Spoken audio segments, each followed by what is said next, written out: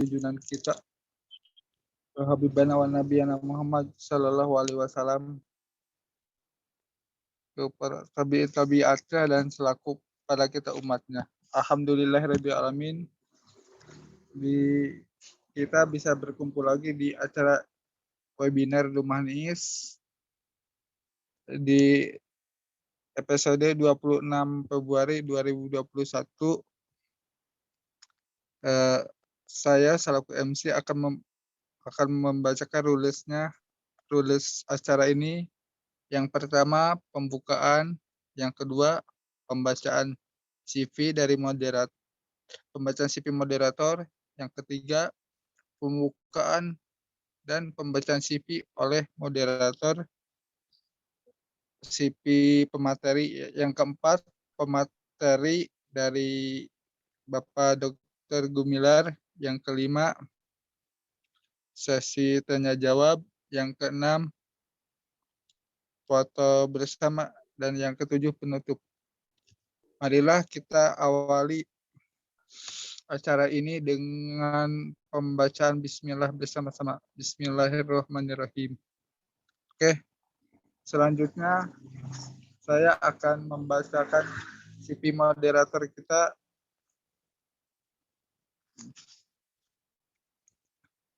Tunggu sebentar.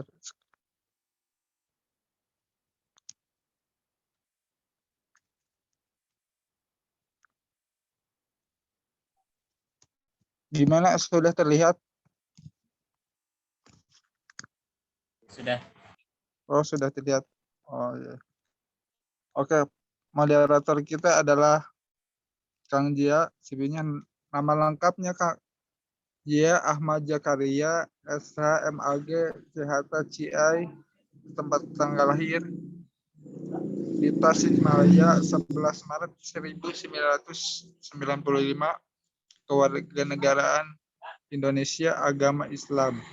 Pendidikannya 2019 sampai 2021 S2 Prodi Psikoterapi Psikologi Islam Tasawuf Institut Lailatul Mubarak Suralaya 2019 sampai 2020, pendidikan khusus profesi hipnoterapi di Prahipti Pusat Jakarta Selatan 2014 sampai 2018, S1 Prodi Hukum Keluarga Islam Sekolah Tinggi Agama Islam 2011 dan 2014, MA Nurul Cirebon 2008 sampai 2011, SMP 4 Kota Tasikmalaya 2002 sampai 2008, SD Cipari Tasikmalaya dan SD Cibanjaran Tasikmalaya. Oke. Ini pekerjaannya adalah 2014 penanggung jawab dari AKP Tasikmalaya 2014. Dari hipnoterapi Klinik Ajahara 2017, profesi hipnoterapi PK2H 2019, psikoterapi lembaga konsultasi 2019, psikoterapi hipnoterapi dan terapi keajaiban, terapi gangguan jiwa di Neuropedaus 2019, Stikes Asapa, dosen Stikes Asapa. Dan terima kasih. Sekian dari saya.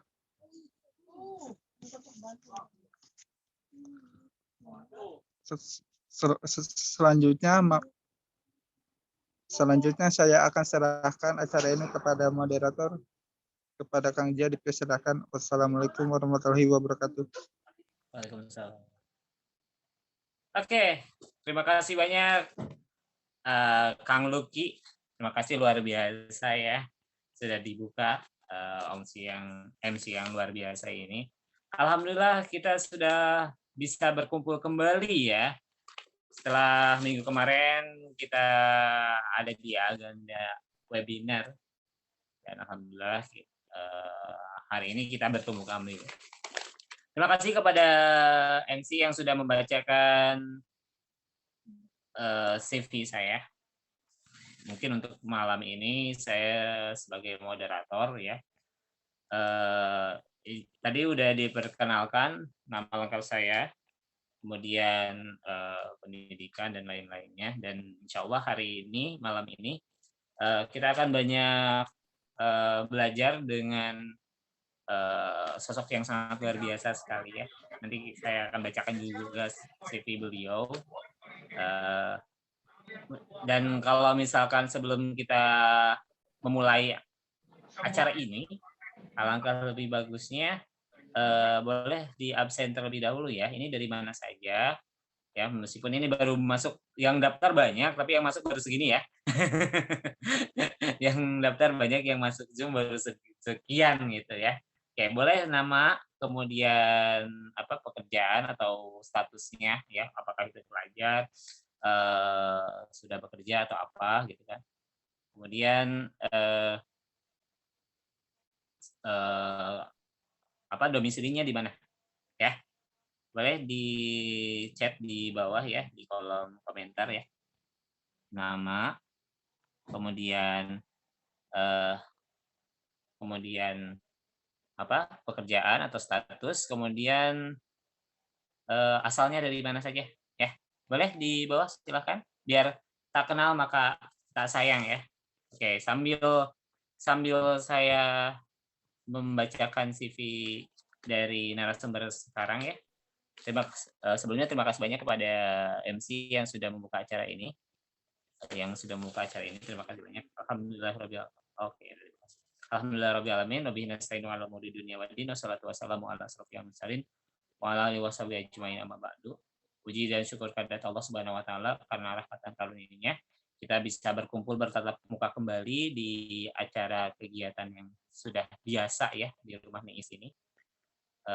Salawat serta salam tercurahkan kepada baginda alam yang Habibana wa Nabi Muhammad SAW, lalu kepada keluarganya, sahabatnya, dan para umatnya yang Oke, terima kasih kepada MC yang sudah membuka acara, kemudian terima kasih juga kepada narasumber yang sudah hadir di tengah-tengah kita. Untuk agenda malam ini cukup menarik ya, yang akan kita bahas adalah tentang membongkar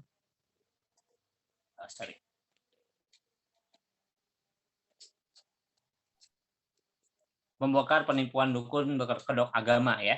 Nah, alhamdulillah di wah pada jauh-jauh ya. Ini udah ada Bu Fori ya, ya Mbak Fori dari Bekasi, kemudian Pak Erwin dari Makassar. Ini luar biasa ya.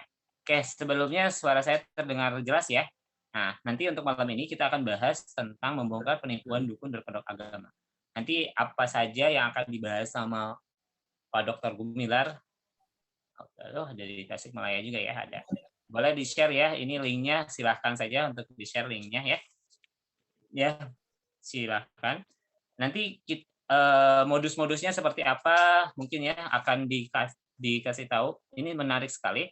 Sebelum kita ke pemateri, ada baiknya kita baca dulu CV beliau ya. Tak kenal maka ta'aruf ya. Sekali itu kita perkenalan dulu. Oke.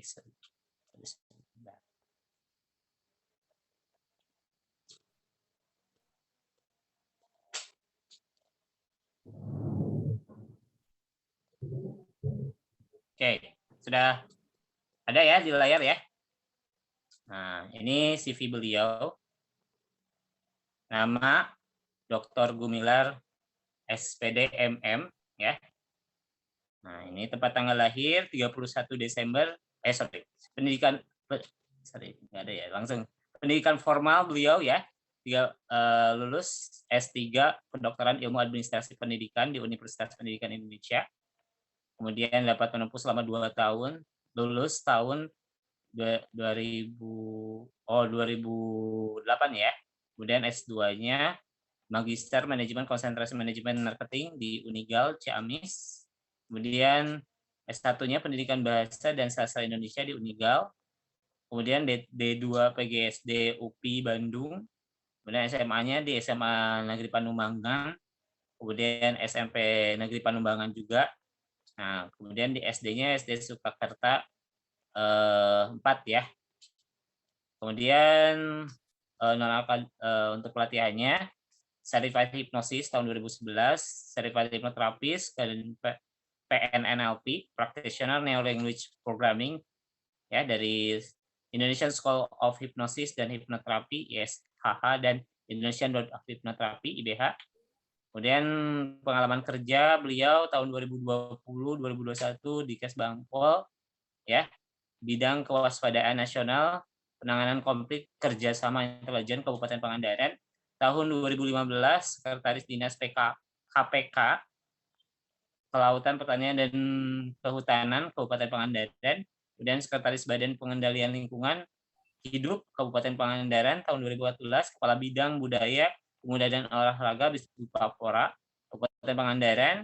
Kemudian Kepala Bidang Penataan dan Penataan Hukum Lingkungan Hidup. Oh, banyak sekali ya ini pengalamannya. Hidup Kebersihan DLHK Kabupaten Pangandaran. Dan ini luar biasa sekali ya. Kemudian mengajar juga, pernah mengajar di program Pascasarjana STIE Indonesia School Management ISIM ya Jakarta, kemudian STKIP Garut, kemudian Pascasarjana Sekolah Tinggi Manajemen IMNI Jakarta, Pascasarjana STM IMMI Jakarta juga. Ini banyak banget ya pengalamannya ya. Luar biasa ya, dosen di STISIP Bina Putra Banjar, Direktur PT Gamas Harindo Ciamis ya. Gamas Terindo Ciamis. Kemudian wah banyak banget ini. Kalau saya bacakan ini CV-nya luar biasa lah. Kemudian ini juga beliau beberapa kali untuk perjalanan ke luar negeri ya, Research Quality Service Hospital in Singapura ya, kemudian di Malaysia juga, ke Thailand juga ya, untuk research-nya juga luar biasa. Kemudian pengalaman organisasinya juga sama, luar biasa ya. Buku yang telah terbit juga ada ya, Islam No, Indonesia No, ini banyak banget ya, ada. Kemudian, wah ini keluarga ya, istri mempunyai 3 orang anak dan 1 orang istri ya, alhamdulillah. Alhamdulillah ini disertasinya dengan wah luar biasa ya. Pengalaman beliau bolehlah nanti bisa share juga ya. Beliau punya website juga dan punya lembaga juga ya, Yayasan Nurul Firdaus, boleh di searching saja. Barangkali bapak-bapak, ibu-ibu tertarik untuk bertanya lebih langsung sama beliau ya.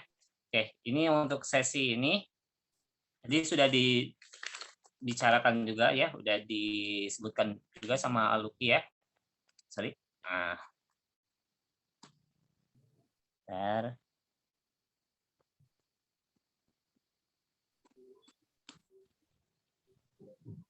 Oke.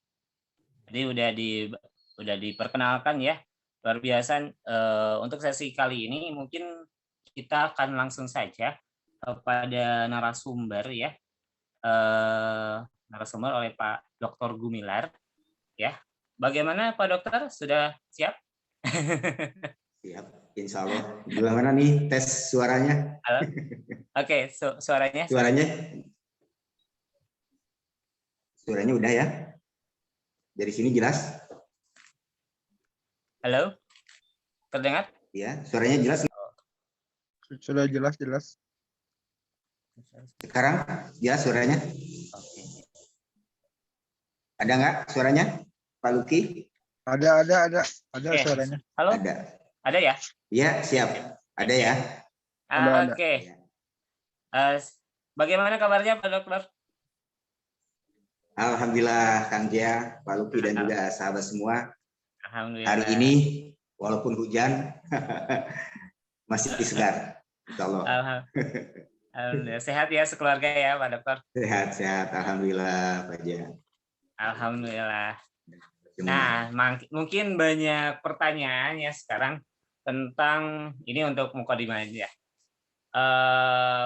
Di zaman modern ini, ternyata banyak saja orang-orang yang masih tertipu oleh dukun yang ya bukan cuma mengaku misalkan kiai lah, ustadz lah, agama lah, pemuka agama yang lain lah gitu. Tapi kan kalau kita sebagai ya kadang-kadang di seni ya Pak, kita tahu yang mungkin itu trik-trik sulap gitu. Tapi nanti mungkin akan dijelaskan sama Pak Dokter, karena beliau juga yang boleh teman-teman tahu punya channel YouTube ya, dan subscribernya sudah puluhan ribu ya, ribuan ya, luar biasa. Jadi banyak sekali lah multitasking gitu. banyak sekali lah. Terlalu berlebihan. Dia terlalu berlebihan.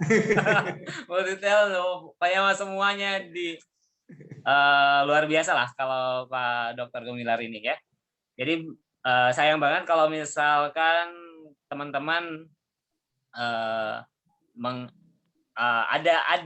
ada momen seperti ini itu luar biasa. Oke, mungkin langsung saja Pak Dokter, mungkin tadi kan kita bahas, yang akan kita bahas adalah tentang membongkar penipuan berkedok agama. Nah, bagaimana pandangan Pak Dokter? Tentunya kalau mungkin Pak Dokter secara akademisi gitu kan, menyikapi ini itu seperti apa sih? Boleh dipersilakan. Baik. Assalamualaikum warahmatullahi wabarakatuh. Sahabat Gumilar Nurul Firdaus yang berada di mana saja hari ini, ada yang dari Bekasi, Tasik, dan lain sebagainya. Sungguh sangat beruntung dan berbahagia saya bisa berjumpa malam hari ini. Ada tersedia waktu yang relatif cukup banyak ya untuk berbagi ilmu, pengetahuan, serta pengalaman tentunya dalam hal ini. Ya, mudah-mudahan hari ini ke depan kita dalam keadaan sehat walafiat, panjang umur, banyak rezeki. Ya, yang belum punya jodoh mudah-mudahan segera punya jodoh ya. Yang masih menganggur mudah-mudahan masih mendapatkan pekerjaan. Dan seterusnya mudah-mudahan kita sesuai dengan harapan dan doa kita semua. Tentunya dalam hal ini kenapa saya berani mengatakan membongkar dukun berkedok agama tentunya. Ini artinya bahwa kita yang dibongkar itu adalah dukun palsu ya, kiai palsu, ustadz palsu tentunya. Kalau yang asli tentu sudah paham bagaimana ciri-cirinya. Dan tentunya untuk indikator-indikator mana asli atau mana palsu juga bisa banyak ukuran ya akan kita ambil terkait mana asli atau tidaknya. Tergantung alat ukur yang akan kita gunakan.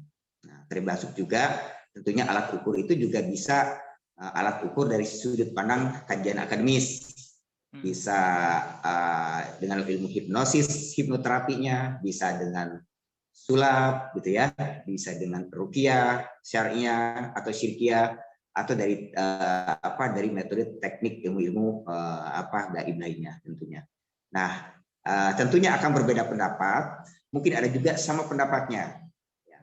Sama atau beda pendapat malam hari ini bukan menjadi persoalan. Yang penting sekarang kita mencoba membuka mata kita, hati kita, pikiran kita, dan tindakan kita untuk bisa membedakan mana dukun asli, mana dukun palsu, mana ajengan asli, mana palsu, mana gus asli, mana gus palsu, mana habib asli, mana habib palsu.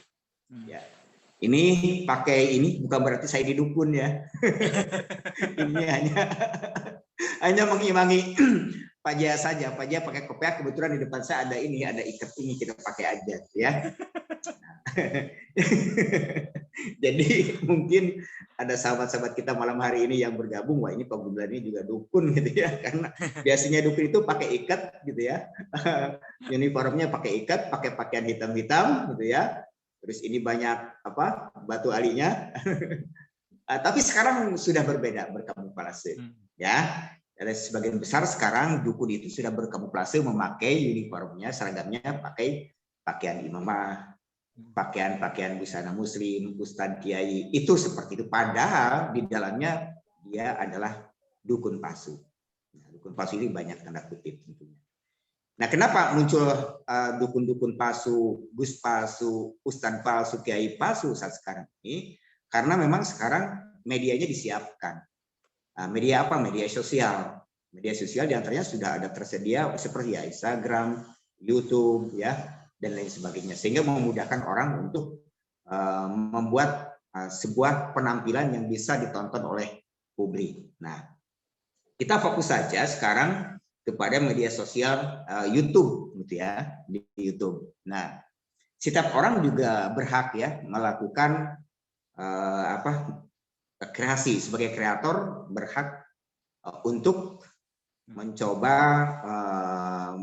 menunjukkan kemampuannya, kebolehannya, kebisaannya sebagainya dengan audiovisual, tentunya dengan program yang relatif, yang ada yang sangat menarik, ada yang kurang menarik, bahkan sama sekali tidak menarik. Nah, dalam hal ini, nah inilah pada saat pandemi kemarin COVID itu, ada banyak orang-orang yang kehilangan pekerjaan, kehilangan pendapatan, ya karena saat itu ya usaha nggak bisa, satu-satunya jalan adalah bagaimana optimalisasi kegiatan di depan kamera dengan modal HP, langsung menjadi kreator YouTube, dapat AdSense, dan di sana berkreasi. Nah, tentu inilah ya kreator-kreator yang menjadi bibit-bibit dukun palsu, Gus palsu, Habib palsu itu memang berasal karena kebutuhan ekonomi yang mendesak saat itu. Nah, contoh, gini aja, kita fokus kepada yang namanya Gerbek Dukun Santet. Pak Jia sering menonton Gerbek Dukun Santet kan? Iya. Ini mungkin di antara sahabat kita ada banyak sahabat-sahabat yang suka menonton Gerbek Dukun Santet. Nah, pada saat menggerebek dukun santet, kreator itu menunjukkan kesaktiannya, ya dengan memakai sorban, peci, kopea, membaca sholawat, ya. Dia datang ke sebuah tempat, mendatangi dukun, apakah di tengah hutan dan sebagainya, tiba-tiba dia beradu kesaktian, bisa saling tenang, ya, saling dorong tenaga dalam, saling bacok dan lain sebagainya. Itu kontennya itu aja. Dukunnya kalah 5 menit 10 menit kalah, karena kan durasi tontonan itu maksimal 5-10 menit kalau memang ingin ditonton gitu ya. 5-10 menit dukun sudah kalah. Malam besoknya lagi shooting lagi, gerebek lagi dukun di tempat yang berbeda gitu. Begitu lagi sholawat dulu, baca ayat suci Al-Qur'an gitu ya, saling dorong tenaga dalam, saling bacok kayak gitu. Kalah dukunnya 5 menit 10 menit. Nah, itu terus diulang-ulang. Nah, inilah. Nah, sehingga yang terjadi ya itu karena budaya Indonesia lebih besar percaya tentang hal yang gaib gitu, dan hal gaib juga memang sulit dibuktikan karena undang-undang tentang perdukunan itu juga belum jelas di Indonesia, maka ya belum ada ya, maka ini tumbuh subur dan berkembang, berjamuran ratusan bahkan mungkin jutaan channel-channel yang menggarap tentang gerebek dukun santet. Nah, inilah. Maka rajanya muncul siapa? Ada Kang Ujang Bustami, ya sering nonton ya, yang dari Cirebon itu, ya ada juga pokoknya Gus Idris official, Gio, gitu ya, Gus Idris Al-Marbawi itu di Malang, ada juga Gus Samsudin Jadab, gitu ya, juga gerebek dukun santet, ada juga Gus Nur Samsun gerebek dukun santet, ada banyak ratusan. Ya, ada ratusan bahkan mungkin ribuan channel-channel yang menayangkan tentang gerebek dukun santet. Dan itu dukun sehebat apapun, sebanyak apapun bisa dikalahkan dalam live streaming selama 5-10 menit, 15 menit, paling panjang 30 menit. Dan setiap malam bertahun-tahun, setiap malam ada saja dukun yang bisa digerebek gitu kan ya.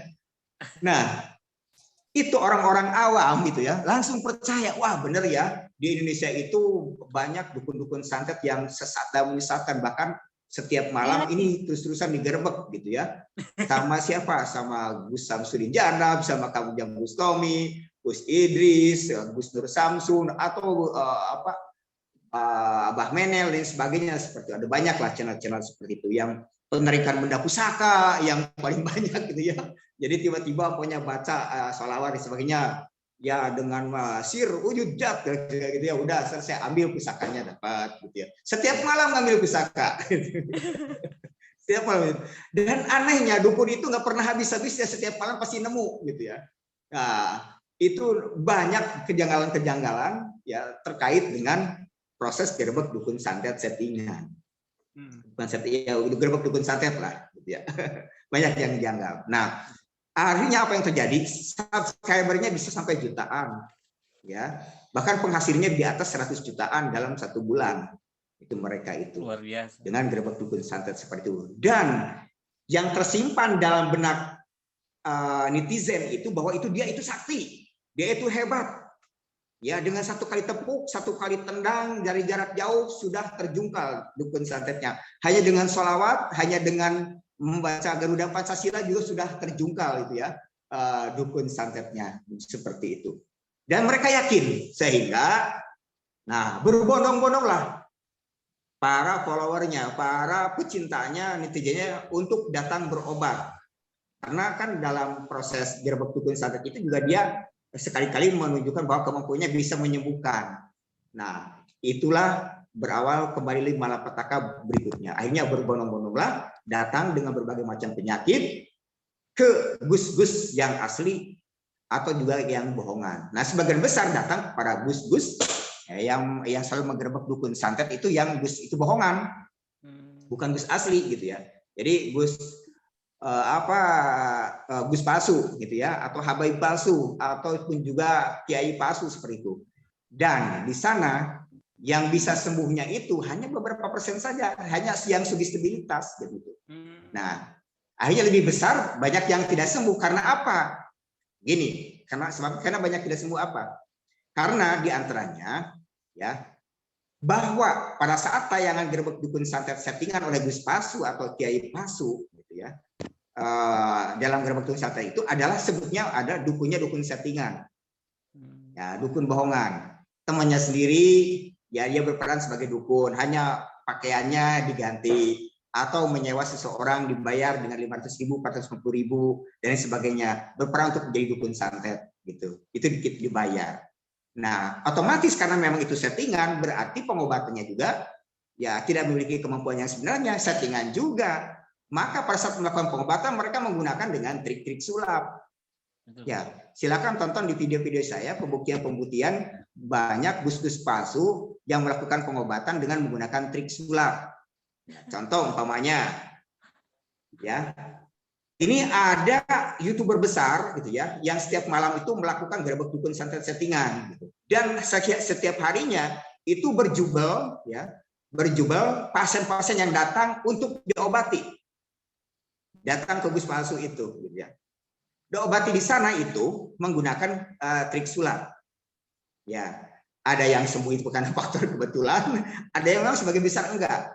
Ya, ada yang sampai puluhan bahkan ratusan juta habis duitnya. Paku saja bisa dijual 40 juta, 4 buah paku.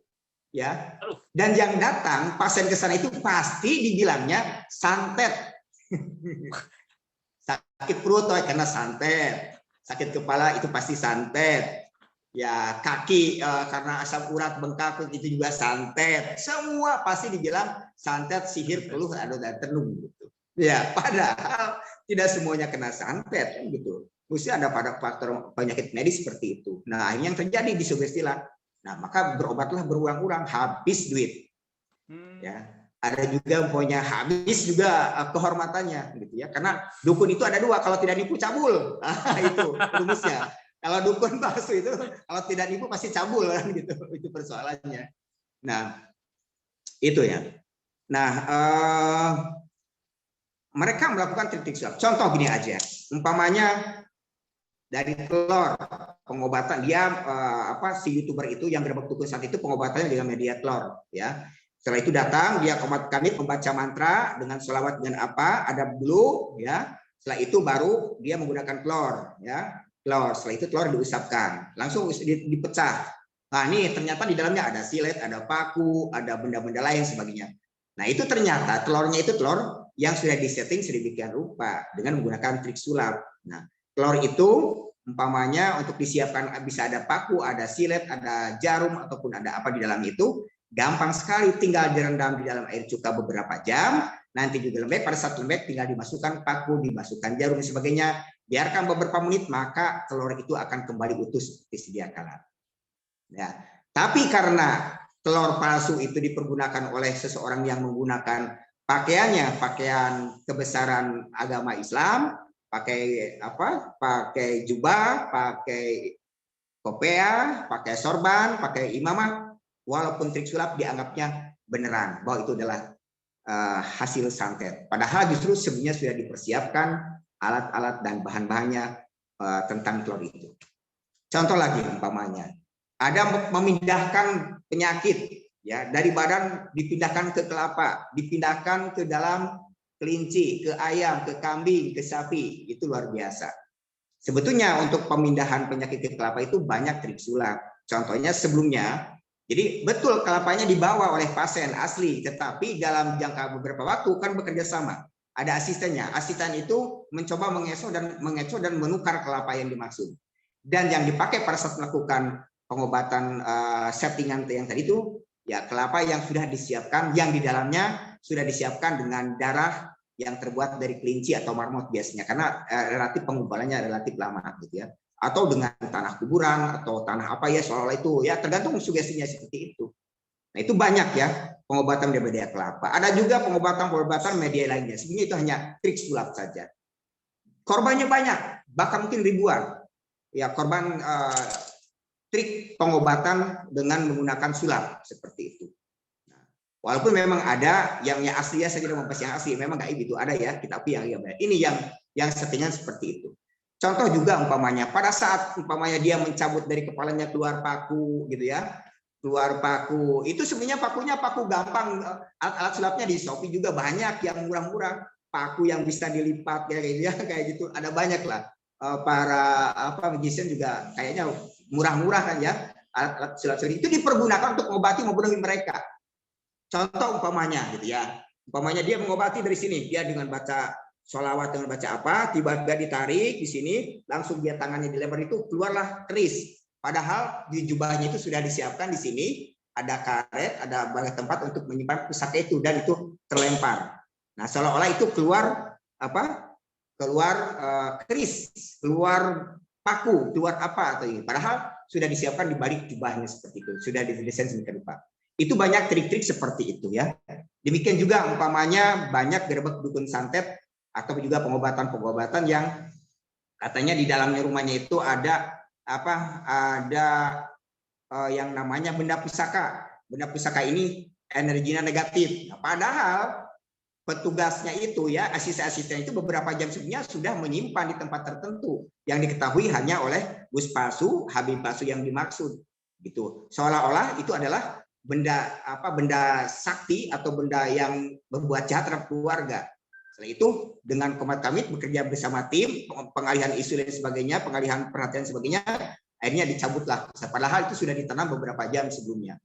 Jadi mereka itu disugesti terkait dengan dengan pembodohan. Seolah-olah bahwa itu ada banyaklah trik-trik mereka membodohi subscribernya.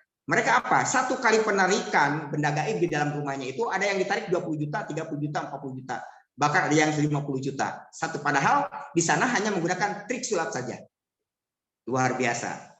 Tetapi anehnya karena sudah ada anchor gitu ya di para netizennya itu, mereka yang nonton tayangan Gerbek Dukun Santet itu seolah-olah itu bukan settingan, soal itu real, soal itu sakti, karena dalam otaknya sudah ditanam anchor.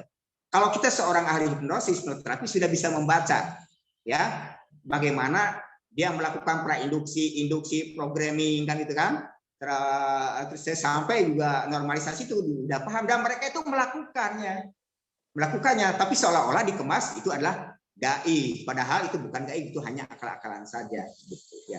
Contoh lagi, dia itu pokoknya mental-mental gitu, tetapi dicoba sama kita nggak mental, dia kira-kira gaib tapi sesama temannya mental gitu, sesama gurunya mental. Apakah jadi bahwa di dalam hipnosis itu kan ada anchor, kita anchor saja kan ya. Jika umpamanya mengatakan kamu rapat atau kamu kejang, maka dia kejang kan, baru geraknya kejang, langsung kejang kan gitu. Nah, itu karena sudah ada anchor-nya. Jadi intinya dia menggunakan ya anchor dalam hipnosis. Hipnosis dipergunakan untuk praktek perdukunan palsu seperti itu. Nah, itu ya Kang Gia. Jadi kita sangat miris sekali ya, ada banyak praktek-praktek pengobatan tradisional liar batra ya yang terjadi di sana gara-gara Gerbek Dukun Santet settingan ya, dan mereka percaya bahwa itu adalah kesaktian benar-benar. Datanglah ke rumahnya berbondong-bondong, dan pada saat datang berbondong-bondong berharap kesembuhan, malah habis uang, sakitnya masih tetap, bahkan juga bertambah karena disugesti, wah kamu kena santet sama tetangga gitu ya. Yang tadinya sakitnya hanya 50% jadi 100%. Yang tadinya baik dengan tetangga malah yang kurang baik dengan tetangga kan gitu. Karena diadu domba seperti tujuannya apa? Untuk datang berobat ulang dan itu duit. Nah, itu duit. Satu kali berobat 10 juta, 5 juta, bahkan ada harga tasbih 5 juta yang dibelinya di pasar itu hanya 15.000. Itu paket sorban, paket kopiah, paket paket tasbih itu bisa dijual antara 5 juta, 10, 25, 30 juta gitu ya. Ini juga. Nah, ilmu trik-trik kebal, contoh bor gitu ya. Ya udah pokoknya dia seolah-olah dimantrai gitu ya. Jam sekian malam lah, jam 12 malam dimantrain sebagainya, dia pakai bor. Wah, kebal, padahal bor itu kan ada trik. Bor itu putar ke kanan ini berarti bor itu pasti akan melubangi, tapi kalau putar ke kiri nggak bakalan mempan gitu. Itu hanya memutarkan di bor itu saja gitu ya. Kalau kita yang mainkan ya udah jebol gitu. Nah itu dengan tiga pakai ini di bor ke sini sampai ditekan-tekan juga enggak, karena apa? Karena mata bornya itu dibalikin, diputernya kan gitu ke arah yang berbeda. Tapi kalau diputar lagi di setting di sebelah sana pasti jebol dia gitu. Makanya dia yang pegang bornya itu dia sendiri. Termasuk lagi umpamanya golok. Kenapa bisa kebal bacok gitu? Umpamanya ini sebuah golok gitu ya, sebuah golok. Dia tahu persis mana yang tajam, ya, mana yang tidak tajam. Yang tajam dipergunakan untuk mengiris bahan-bahannya diiris, tapi yang nggak tajamnya dipakai untuk menggosok kulitnya seperti itu. Ada banyak metode trik-trik bagaimana senjata itu tidak mempan seperti itu. Ya. Padahal keluar saja daripada pokannya, ya, daripada pokannya. Coba pakai silet, udah gitu. Sugesti. Contoh lagi pokoknya yang dari minyak goreng, ya. Seseorang pokoknya dia berdoa dan sebagainya, tiba-tiba disiram dengan minyak goreng, nggak apa-apa. Padahal triknya trik sulap, itu sederhana, simpan dalam sebuah wajan, ada minyak gorengnya, tambah dengan air cuka, maka dipanaskan oleh air, maka itu seperti bergejolak seperti itu dan seperti panas karena menguap. Padahal kalau kita ambil ya yang di permukaannya berjalan itu adalah cuka, anget-anget kuku gitu ya, anget-anget kuku. Jadi dia itu pasti mengambilnya pasti dari samping gitu, bukan dari tengah gitu ya. Itu ada banyak metode trik-trik yang trik sulap dipergunakan untuk membodohi gitu ya. Pembodohan. Tapi mereka yang percaya ya, yang percaya itu bukan pembodohan, katanya karomah barokah. Wah, habis kita dibully sama mereka gitu. Padahal kita bisa membuktikan. Itu bukan lihat, pembuktiannya ada di pesulap merah. Coba ditonton di pesulap merah ya. Di Teguh Iqbal Johar juga ada ya tontonan. Ada juga di Joko Arek juga ada. Itu bagaimana membuktikan dukun-dukun palsu ya. Kiai palsu, habaib palsu, termasuk gus palsu yang melakukan pengobatannya menggunakan trik sulap dan gerbek dukun santet settingan. Ini saja contoh. Setiap malam itu yang namanya Mamas Karyo dan yang namanya Gus Idris official itu ya, itu gerbek dukun santet. Saya mencari satu dukun santet pun belum ketemu sampai hari ini. Ya, belum ketemu sampai hari ini. Ya, kenapa? Dukun asli itu tidak akan menampakkan diri. Dukun asli itu tidak mau dicoba saja kalau di Ciamis saja. Ada mengaku dukun santet habis sama warga, benar nggak? Dihakimi sama warga. Ini setiap malam itu di Blitar, di Malang, di Cirebon, di Medan yang banyak terjadi gerbek dukun santet itu setiap malam banyak, seolah-olah itu di sana itu wabah dukun santet kan itu. Dan anehnya dukun santet itu yang digerebek dalam gerbek dukun santet itu ya, ada yang meninggal dunia, ada yang dibakar, ada yang diseret, ada yang dipukul, tapi kepolisian tidak bergerak apa-apa. Nah, itu artinya apa? Settingan, bohongan gitu. Nah, sayangnya dalam videonya itu tidak ada disclaimer, mestinya ini adalah hiburan semata, ya, gitu ya, ada disclaimer. Ini nggak ada, gitu ya, nggak ada disclaimernya, gitu. Kalau ada disclaimer ya kita akui bahwa itu sebagai sebuah settingan, sebagai sebuah hiburan semata. Tapi tanpa disclaimer, ya orang pasti percaya ini adalah sakti, ini beneran. Itu padahal dukun santet sewaan orang. Contoh aja. Itu coba lihat di channel saya ada Gio ya, Gus Idris official. Di sana ada Basir itu mengaku dibayar 460.000 untuk berperan sebagai seorang dukun santet. Dia kuli pasar, dia mengaku. Demikian juga ada yang yang ada di lampu merah itu seorang pengemis itu didandani pakai jas, dia disetting menjadi dukun yang berskala internasional. Nah, bayarannya mahal, padahal ternyata dia adalah orang jalanan seperti itu. Itu banyak, gitu ya. Dan banyak terbuka mengaku seperti setelah beberapa bulan, beberapa tahun kemudian bahwa mereka itu adalah disetting untuk menjadi dukun palsu atau settingan. Nah, gitu. Jadi dalam hal ini sebenarnya banyak indikator-indikatornya, ya, indikator-indikator gerbek dukun santet settingan. Tetapi ada juga memang yang asli, ya. Ada yang asli juga ada. Yang palsu juga lebih banyak, gitu ya. Dengan menggunakan trik-trik sulap dan settingan. Di setting kamu harus jadi dukunnya. Nah, ini aneh saja gitu ya. Tiba-tiba dalam waktu 5 menit sudah ada di sebuah tempat dukun santet, di sana sudah ada dukun santetnya, sudah ada lilin, sudah ada sesaji, dan sudah ada seolah-olah apa gitu ya. Tiba-tiba 15 menit selesai habis gitu, kalah dia gitu. Ini banyak hal ya. Dari sisi sinematografi, masa dukunnya ada 30 meter jarak jauhnya, kamera handphonenya di sini, suaranya jelas seolah-olah 5 seolah-olah 1 meter gitu kan. Berarti pakai apa? Pakai Bluetooth kan di sana kan gitu. Kameranya juga, cahayanya juga dari berbagai macam cahaya, ada yang bocor apalagi disetting, kameranya disetting, audionya juga disetting, tempatnya disetting, dan itu adalah tujuannya hanya untuk konten semata. Tetapi tidak ada disclaimer, sehingga yang terjadi banyak korban yang mengikuti proses pengobatan di sana dan hanya tidak sembuh dan ada dirugikan kehormatannya, uangnya, waktunya, tenaga dan lain sebagainya. Sembuh tidak, nah, tetapi dia rugi. Malah justru ada yang semakin sakit juga. Yang sembuh itu mungkin beberapa persen saja, yang sugestibilitas tinggi, yang ringan-ringan saja. Nah, gitu ya. Itu. Nah, dan sebetulnya mereka itu banyak yang praktek itu tanpa didasari atas landasan hukum yang kuat, yuridis yang kuat, tidak memiliki izin yang disesuaikan dengan Kementerian Kesehatan, tidak memiliki izin yang distandarkan oleh Kementerian Kehakiman, tidak memiliki standar sesuai dengan Kementerian Energi Sumber Daya Manusia SDM, kan gitu. Jadi mereka praktek ilegal. Padahal jika praktek itu kan kita harus memiliki izin batra, kan ya? Dari siapa saja kan, dari Dinas Kesehatan, ada surat terdaftar sebagai pengobat tradisional, dan ada surat izin praktek pengobat tradisional. Demikian juga dari Kejaksaan, ada surat terdaftar sebagai pengobat tradisional dan izin praktek pengobat tradisional. Jadi demikian juga ada legalisasi dari organisasi-organisasi profesi terkait dengan legalisasi ijazah, keterampilan, pengetahuan, pengalaman, sertifikasi yang dia maksudkan gitu ya. Nah, itu ya. Jadi banyak yang berpraktek hanya bermodalkan itu gerbek dukun santet settingan gitu ya. Nah, itu karena memang ratingnya sangat tinggi gitu. Ratingnya sangat tinggi. Artinya pada saat Kang Gia channelnya hipnotis diganti dengan gerbek dukun santet, maka insya Allah jumlah subscribernya akan meningkat dan jumlah tayangannya akan. Tapi kalau tetap hipnosis saja, ya pasti kalah ya. Kalah subscribernya, kalah tontonannya, seperti Kang Gia.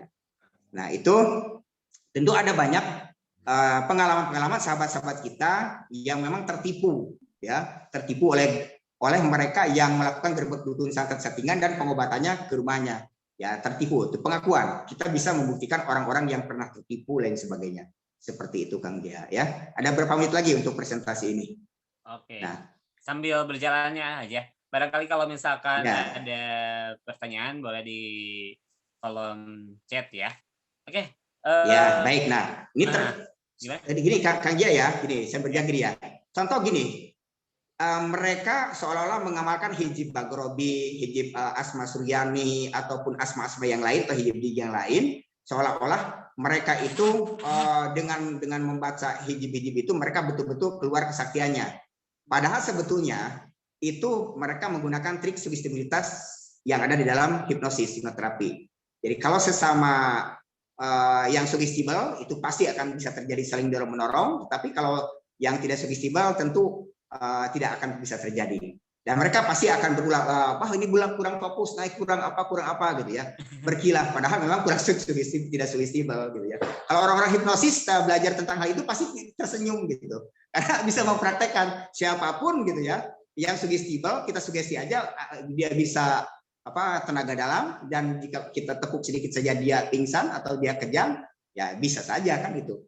Untuk yang para belajar hipnosis pasti bisa seperti itu kan dia ya. Nah, itu banyak yang terjadi adegan-adegan tenaga dalam seperti itu kan dia, padahal coba dipelajari di hipnosis kan itu ya.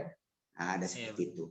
Dan yang bisa tenaga dalam dengan menggunakan hijab-hijab itu sebenarnya dari 1000 mungkin hanya 1 atau 2 saja. Tidak dalam satu perguruan bisa semua. Gitu ya.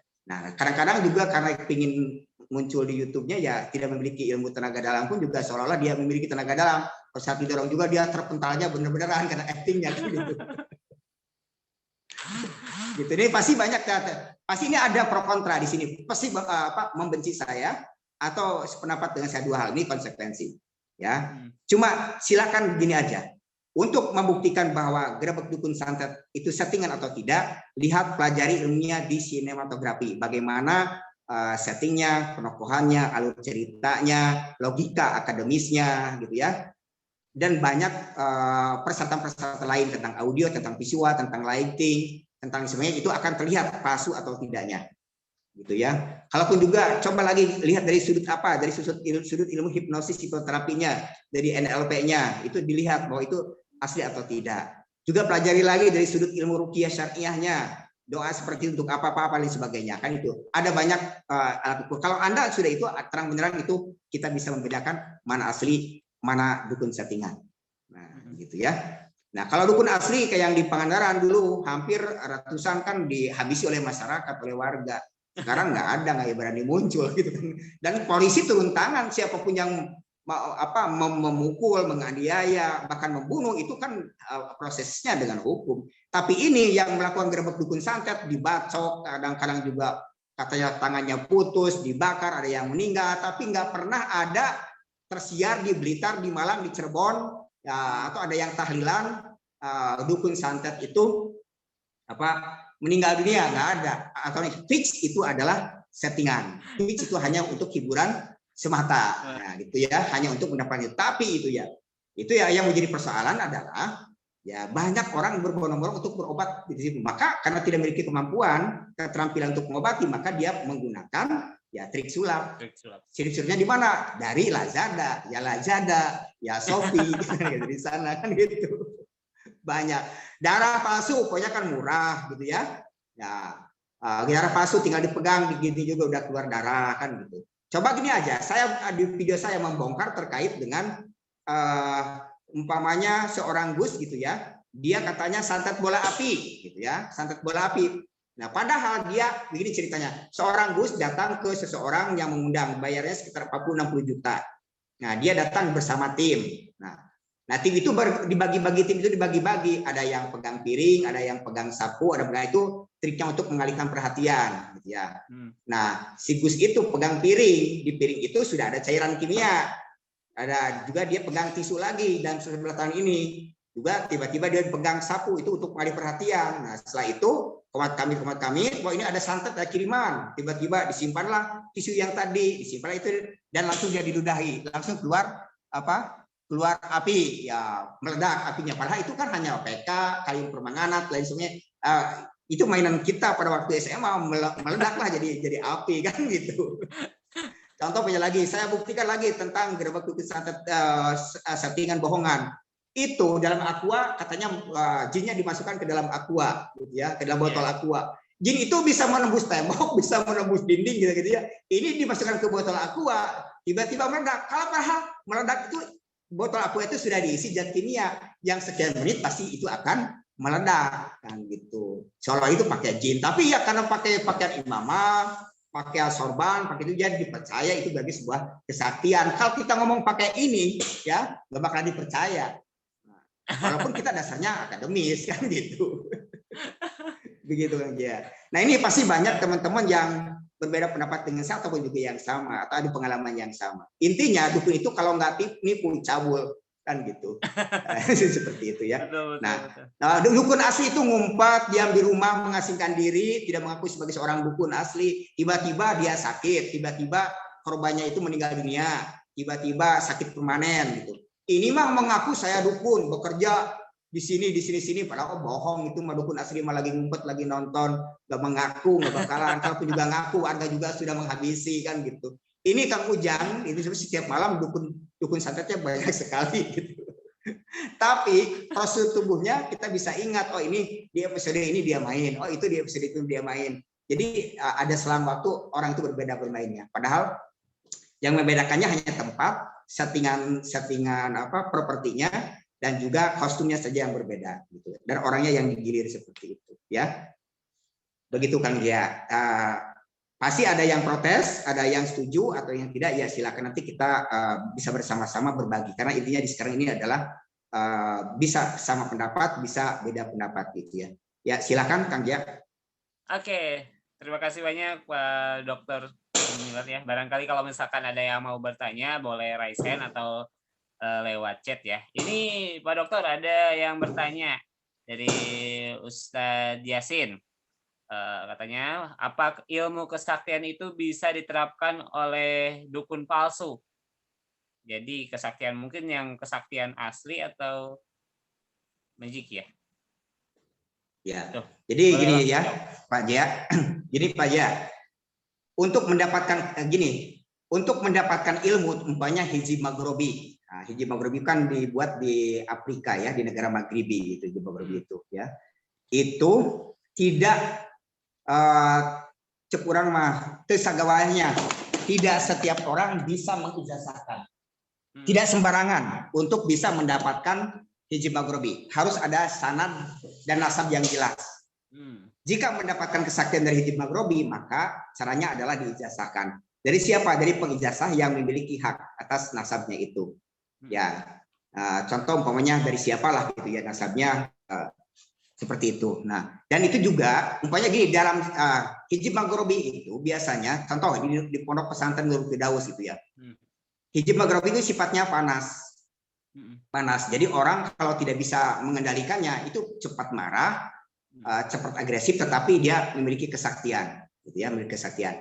Dan untuk menyampaikan ilmu hijab maghribi itu dipilih dari sekian ribu santri itu yang betul-betul etikanya, moralnya, ya ibadahnya, nasabnya jelas, baru diijazahkan, maka dia akan memiliki kemampuan. Dari 1000 itu mungkin 1, dari 1000 juga mungkin enggak sama sekali. Dari satu pesantren mungkin hanya 1 atau 2 saja orang-orang pilihan.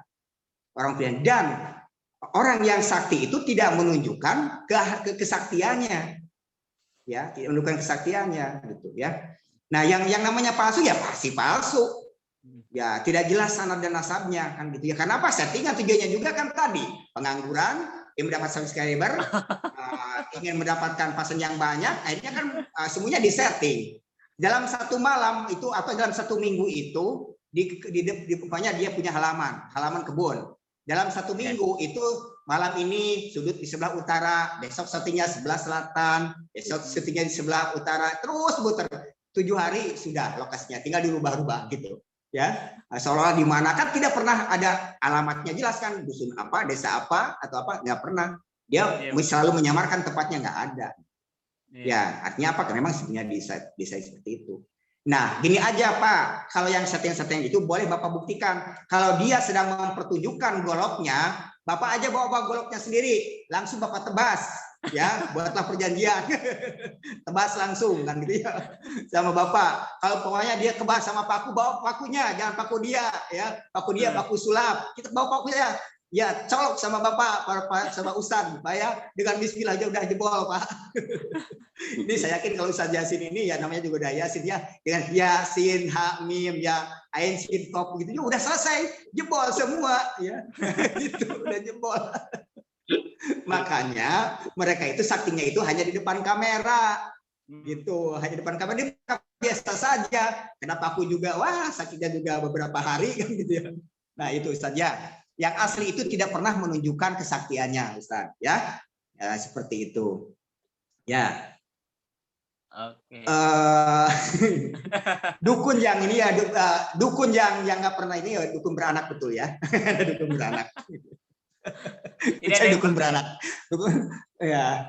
Itu Ustaz ya. Jadi yang namanya settingan juga pasti palsu. Bapak bisa, kalau gini lah, yang settingan bawa saja ke sini atau saya datang ke sana buat surat perjanjian.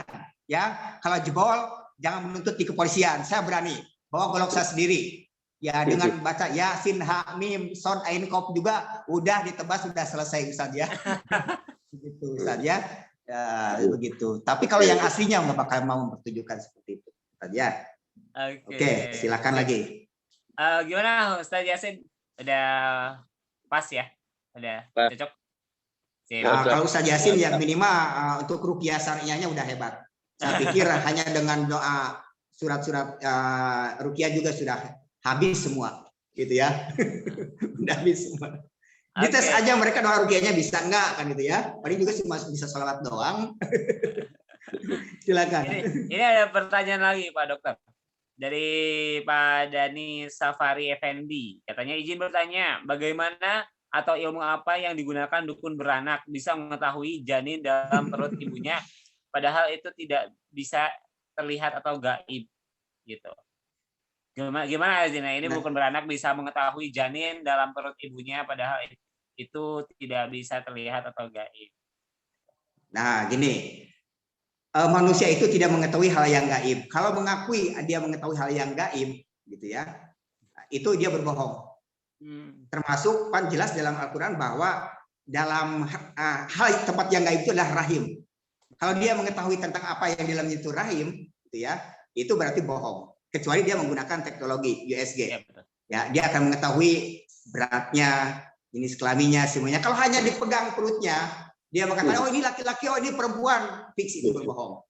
Ya, itu dukun beranak ya. Jadi dukun beranak juga ada yang asli dan enggak. Kalau yang asli pasti bisa menggunakan alat medis, gunakan apa USG. Oh ini laki-laki, oh, ini percaya. Kalau pokoknya hanya dipegang perutnya, oh ini laki-laki, ukurnya sekian berapa? Ini itu bohong, gitu ya. Dukun beranak palsu gitu ya. Kalau dukun beranak aslinya begitu, gunakan teknologi USG-nya seperti apa, ya. Ya, beratnya berapa, ya, usianya berapa hari kan kelihatan dengan USG. Ya, itu jadi pokoknya yang ada dalam lahir itu adalah bagian dari hal yang dirahasiakan oleh Allah, gitu ya. Gitu. Silakan. Satu lagi nih ya, ada bagus Pak Dani ya, luar biasa Pak Dani Safari. Ada Pak Iskandar Fauzi ya. Katanya, apa benar seseorang yang memperoleh ilmu kesaktian tanpa mempelajari dari keturunan nenek moyangnya, dan apakah dapat menolak atau menerimanya? Jadi ini turunan katanya. Oh ini ada apa terah namanya. Oh iya Ya, iya. gitu. Jadi gini, kesaktian itu memang ada yang datang secara dari nasab, garis nasab. Tapi pasti berurusan dengan hodam, berurusan dengan jin, ya, berurusan dengan makhluk-makhluk astral. Mau tidak mau, kalau jinnya itu memang kuat dan sefrekuensi, seorbit gitu ya, pasti dia akan menempel, ya, tidak ke salah. Pokoknya ada turunnya 10, tidak ke satu orang, tapi ke salah satu yang memenuhi syarat dan ketentuan. Bisa saja terjadi, tapi itu jarang terjadi. Dan itu bisa ditolak. Tinggal minta ini aja ruqyah ke Ustaz Yasin dengan baca ruqyah di ini meminta kepada Allah putuskan semua perikatan jin nasab ini. MOU-nya diputuskan dengan bersumpah, dengan bersahadat dan sebagainya. Selesai, nggak ada lagi gitu. Sampai akhir zaman pun selesai. Itu Ustaz Yasin juga bisa dengan doa ruqyah sederhana saja, dengan Al-Fatihah, An-Nas, Al-Falaq, Alif Lam Mim gitu ya. Al-Baqarah ayat sekian, juga ayat kursi. Selesai, putus hubungan dengan jin nasab, asal diikrarkan. Ya Allah, saya mengikrarkan hari ini, memutuskan semua ikatan yang pernah dilakukan oleh nenek moyang kami. Ya, diputuskan, tidak ada perjanjian apapun, yang ada perjanjian hanya dengan Allah. Asyhadu alla ilaha illallah, terus dia bersumpah atas nama Allah, selesai, udah gitu ya. Jinnya dikembalikan lagi ke asalnya, dari tanah kembali ke tanah, dari air kembali ke air, dari api kembali ke api, dari asal kembali ke asalnya, selesai, bisa gitu ya. Dan apapun urusannya, kalau urusan dengan jin, dengan hodam, itu justru luar biasa. Jangan pernah berurusan meminta pertolongan kepada makhluk gaib, karena pasti makhluk gaib juga sama seperti manusia akan meminta imbalan. Cukup saja pertolongan hanya kepada Allah Subhanahu wa Ta'ala.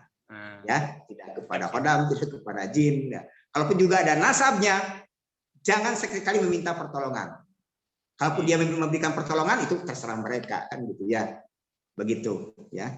Nah, ini ada lanjutannya, Pak Dokter. Katanya ada seseorang katanya bisa melihat makhluk-makhluk halus yang serem-serem.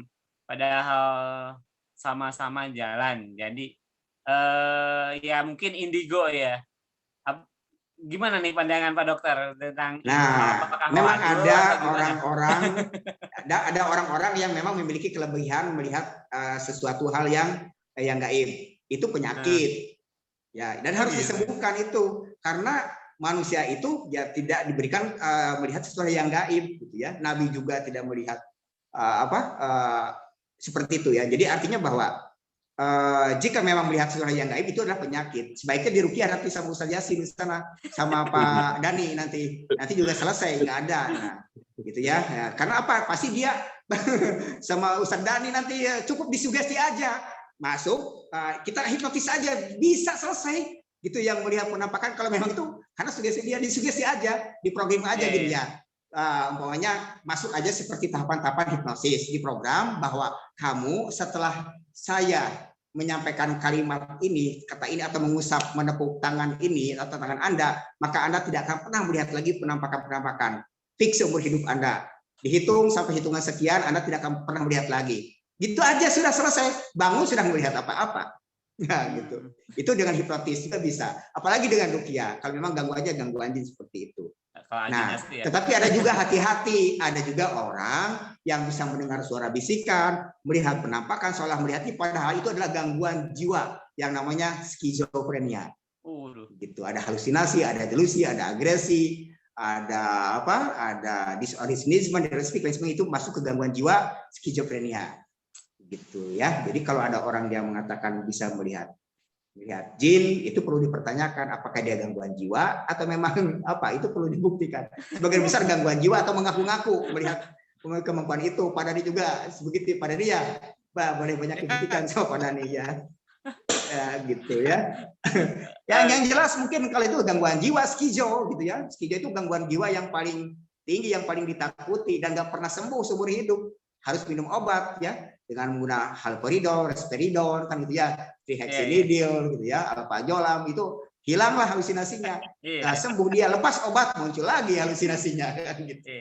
Jadi ada banyak ya. Betul. Gimana itu alprazolam kesukaan Pak Dani itu. Alprazolam dia Jepang. Dia Jepang kayak gitu ya. Itu untuk orang-orang yang sakit jiwa itu ya. Betul Pak Dokter. Ya. Jadi kadang kasihan juga saya kalau yang katanya mempunyai indigo yang kayak gitu ya. Kadang kan ada teman saya juga, saya ajak makan ke tempat rumah makan lah gitu kan, restoran. Aduh, sana ada jinan ini mah, ada kayak genderuwo dan lain-lainnya. Dia nggak makan. Loh, padahal sayang banget, ini enak loh makanan tuh, kata saya.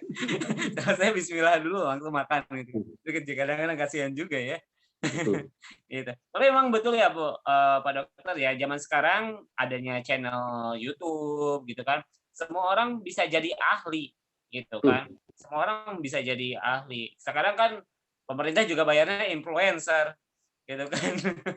Jadi untuk menjadi seorang ahli itu ya, jadi asalkan banyak pengikut, subscriber, kita ngomong apa, meskipun dia tidak berpendidikan tinggi dan lain-lainnya, bisa gitu.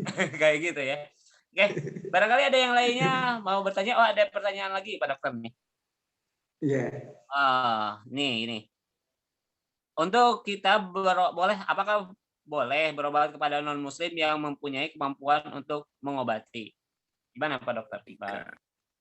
Jika memang tidak ada obatnya lagi dan itu hanya satu-satunya bisa menyembuhkan dan hanya untuk satu kali dan ke dalam keadaan darurat dan pada saat sehatnya bisa beribadah kembali, itu nggak jadi persoalan dengan muslim juga ya. Itu bahkan kita sering berobat ke dokter juga yang non muslim kan, tapi alhamdulillah sembuhkan gitu karena nggak ada lagi kan gitu. Karena kemampuan kita lain sebagainya. Itu silakan aja ya. Hanya saja jangan yang tadi itu yang bohongan gitu ya. Yang settingan gitu. Iya. Kak, izin bertanya dong. Boleh, Mbak Aluki, boleh. Kan punya Bibi waktu itu kan. Nah, dia kan katanya pernah ada yang ganggu lah sama makhluk gaib. Apakah benar orang yang di makhluk gaib diganggu oleh makhluk gaib itu mimpinya mimpi ular tiap malam katanya didatangin mimpinya? Apakah seperti itu? Nah, ini kalau untuk mempelajari tentang hal ini, pelajarilah tentang ruqyah. Ruqyah itu terbagi dua, ada ruqyah syariah, ada ruqyah syirkiyah. Pelajarilah ruqyah syar'i. Ruqyah syar'i itu doanya sejak zaman Nabi sampai sekarang itu tidak ditambah dan tidak dikurang, betul-betul hanya menggunakan ayat-ayat suci Al-Qur'an.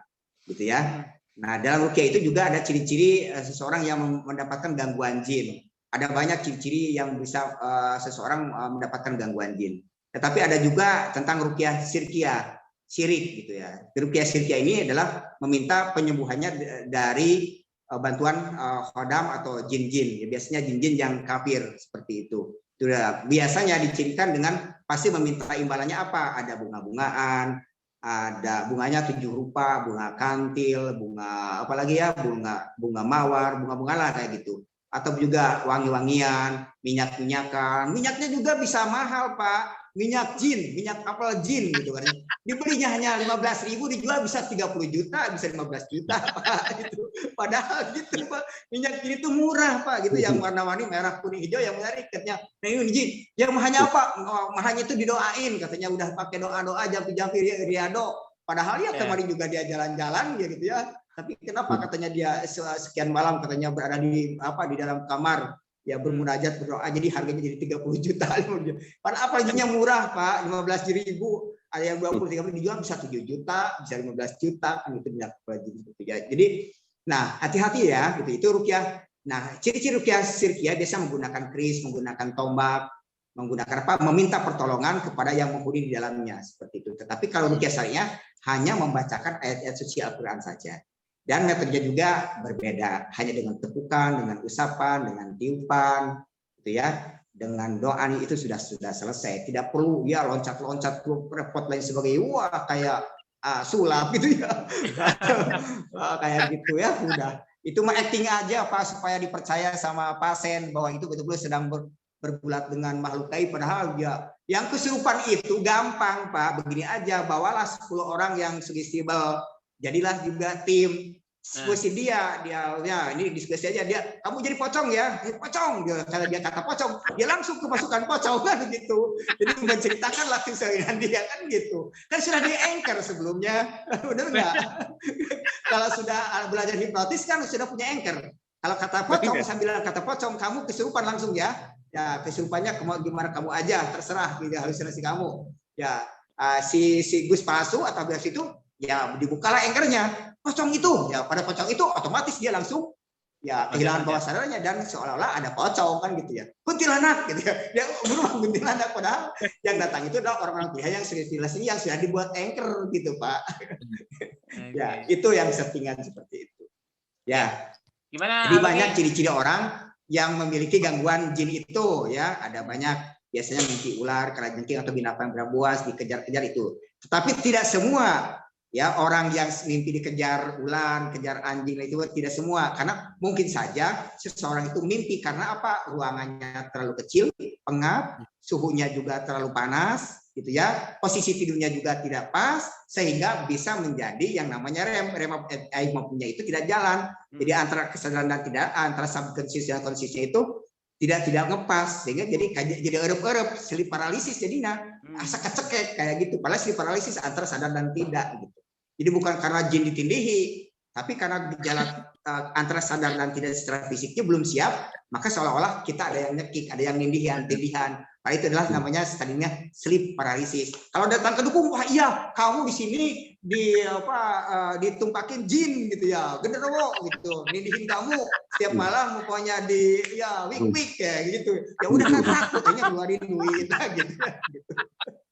Sleep paralysis kan hanya dengan ventilasi masuk gitu ya, cahaya yang cukup, posisi tidur yang cukup, selesai persoalannya kan gitu ya. Kalau disugesti ya udah semakin takut juga, semakin setiap malam ketakutan juga gitu kan begitu. Jadilah sakit beneran kan disugesti kan gitu. Ya, jadi hati-hatilah, ada yang memang asli, ada yang tidak seperti itu. Baik, apalagi. Oke. Jadi gimana? Erup-erup itu tindihan itu kata gimana? Sleep paralysis ya, erup-erup itu ya. Bisa saja mimpi buruk itu karena sleep paralysis tadi. Jadi antara kan ada conscious, subconscious, unconscious itu ya. Jadi orang itu dengan di sisi lain umpamanya dia harus posisi tidur, tetapi karena kondisinya kepanasan atau ada istilahnya bising atau apa, jadi terpaksa masuk ke sadar, tubuhnya belum siap, ya rohnya sudah siap, akhirnya delay, yang terjadi adalah nggak bisa usik-usik acan, setik-setik acan, seolah-olah ditindihan gitu. Padahal itu namanya gejala sleep paralysis, itu bisa dibuktikan secara ilmiah gitu ya. Silakan. Oke, gimana Alki, sudah cukup atau Sudah cukup. oke? Sudah cukup jawab.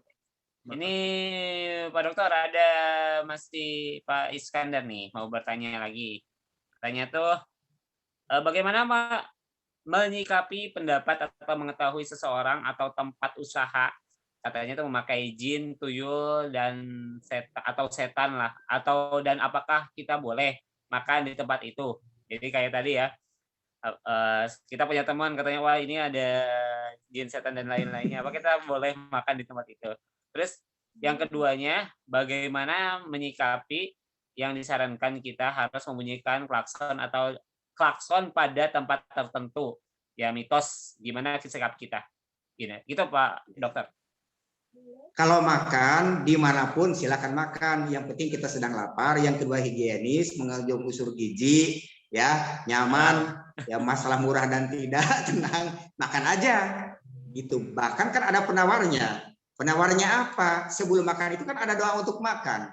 Itu untuk netralisir ini kan, untuk netralisir gangguan sihir, santet, pesugihan, tuyul atau apa, pakai jin peluda, itu udah netral dengan membaca bismillah, dengan membaca ayat-ayat kursi, itu udah selesai, jadi netral kembali, makan aja nggak apa-apa gitu, nggak apa-apa karena udah netral dengan doa kita, dengan doa ruqyah seperti itu ya.